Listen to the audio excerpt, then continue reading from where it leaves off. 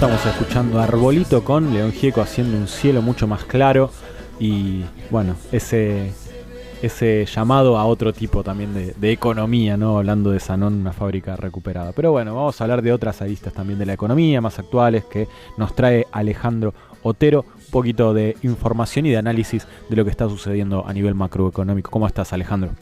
Muy bien, ¿cómo están ustedes? Buenas tardes para todos y para todas. Muy buenos mediodías. Queríamos, charlar de los últimos movimientos que hubo, un cambio bastante claro de rumbo del gobierno, por lo menos en cuanto a políticas populares, con el ejemplo de esta jubilación anticipada, la posibilidad de aquellos que no tienen trabajo y tienen los requisitos ya para jubilarse, aunque no tengan la edad, puedan hacerlo. Efectivamente, una medida que va en la línea, tal como decíamos en columnas previas, de ir mejorando los ingresos de distintos sectores de la población que tienen problemáticas específicas, ¿no? Ya fueron anunciadas medidas que tienen que ver con el crédito a tasa cero para monotributistas, con los bonos para jubilados y otros sectores que reciben asignaciones estatales, el salario mínimo, que a su vez tiene un efecto dominó sobre otras asignaciones estatales como la asignación universal por hijo o por embarazo, el incremento del mínimo no imponible, en fin, distintas medidas que han ido recomponiendo el nivel de ingresos de sectores significativos de la población, y ahora esta medida que apunta a un sector de personas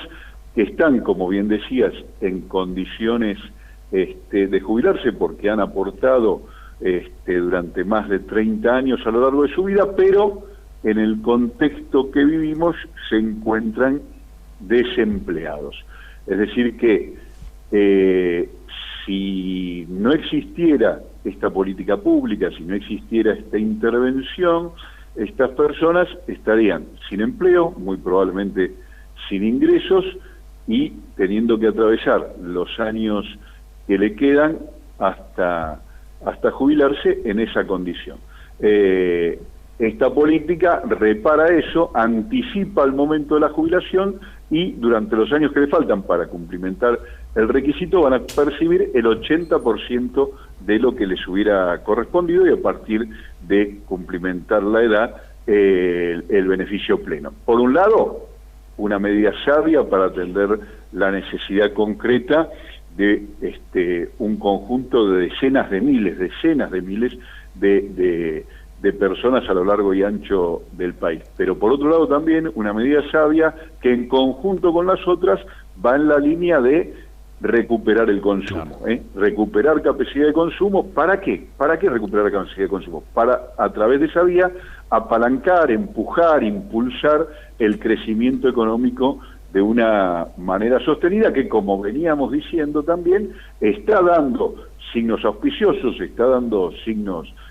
saludables y vigorosos de recuperación en materia de ventas, en materia de empleo, en materia de incremento de la capacidad instalada, pero a un ritmo que todavía no resulta el esperado por las mayorías. Con estas medidas el gobierno también busca acelerar ese ritmo y, como hemos dicho otras veces, también que los indicadores objetivos, que los números que están siendo, como decíamos, auspiciosos, se transformen en buenas sensaciones para el conjunto de la población, para el conjunto del país. Ese es el sentido de esta medida, que, insisto, es una medida que repara o atiende a un conjunto, pero que tiene un efecto beneficioso que se extiende al conjunto de la sociedad, sumado a otras que están en la misma sintonía. También tiene bastante que ver con uno de los grandes temas que dijiste desde el principio que íbamos a tratar en esta columna, y que tiene que ver con la inflación. Algo que se había podido frenar es, por ejemplo, el aumento excesivo de la carne a partir de la limitación de la exportación, y ahora se vuelve a abrir. ¿De qué manera repercute eso en los precios en general? Y en los precios en general digo, más allá de esta medida, pero también en cuanto a la carne, que es uno, como siempre decimos, uno de los insumos importantes para la mesa argentina.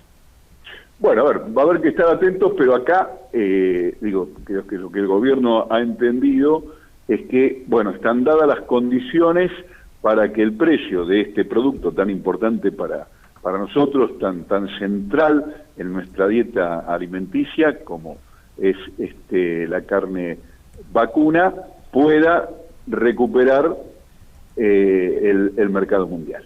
Recordemos que el gobierno había tomado una medida fuerte, cerrar las exportaciones para forzar una baja o al menos una desaceleración en el crecimiento del precio de la carne. Esto, según hemos visto en los últimos meses, se está logrando, y entonces el gobierno entiende que se puede reabrir la exportación, porque eso no va a repercutir en un incremento del alza de los precios domésticos. Este es el compromiso de los acuerdos que se han establecido, y al recuperarse la exportación hay por lo menos dos beneficios, además de que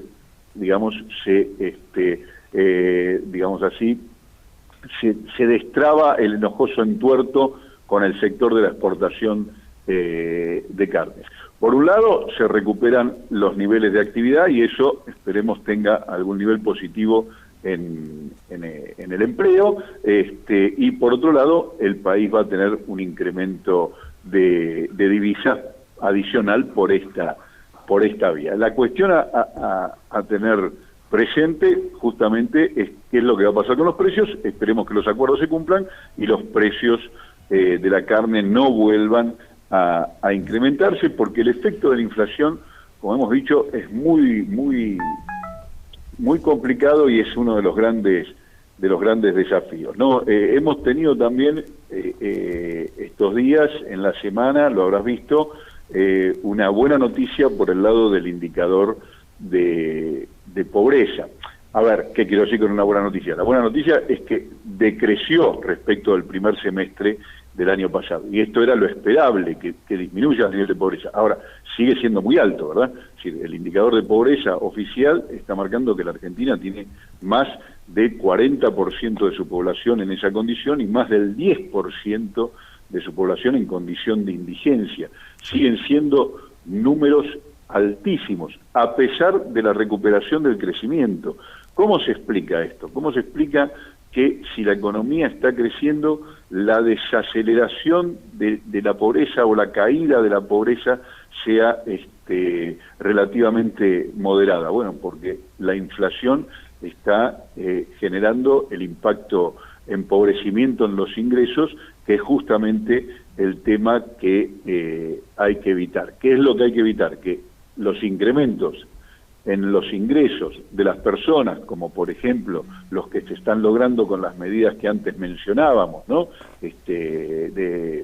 El caso particular de las jubilaciones anticipadas, o la recuperación del salario mínimo, o la reapertura de las paritarias, etcétera, no sea absorbido por incremento de precio, porque si no estamos en una carrera que no produce el deseado resultado de incrementar el consumo real y consecuentemente empujar la economía. Así que el gran foco de atención es en este contexto el gran desafío, la gran batalla en materia económica que el gobierno y todos los argentinos tenemos por delante, es el combate a la inflación. Vos sabés, Alejandro, que Fabián te habla, que en la semana escuchamos, y nosotros traemos acá hacemos una charlita con Lautaro, y trajimos la palabra de principio de la semana de Matías Culfas, el ministro de la Producción, que hablaba del tema precios directamente. Y sabés que a mí me gustó algo, que no solamente el precio era de la carne y de los alimentos, habla del tema precios, ¿no? Porque el que yo te decía la otra vez, el que pasa por una farmacia y el que consume medicamentos sabe lo que es, y como otras cosas más, ¿no? Vestimenta y demás. Culfas habló de precios, como que la cadena de valor venía a partir del tema de la carne, todas las cosas que están hablando, pero que, mirá, estamos preocupados y estamos en eso, ¿no? Porque las cosas, como vos decís, siguen subiendo, ¿no? El tema ese de la inflación y el tema de los precios. Sí, creo que está ahí el punto, y esto es claro para el conjunto del gobierno, que acá se juega, lo hemos dicho muchas veces, no solo el bienestar de las mayorías, se juega también la salud electoral del gobierno. Entonces, tiene una doble condición. Es un problema económico, que duda cabe, como bien decís, lo sabemos todos, solo basta ir al supermercado, recorrer los comercios, pero también es un problema político de primer orden, porque quiere decir, a ver, en concreto, que se está generando un proceso redistributivo negativo, no deseado, donde vía precios los sectores más concentrados son los que logran apropiar la generación de riqueza en mayor medida y en detrimento de los sectores populares.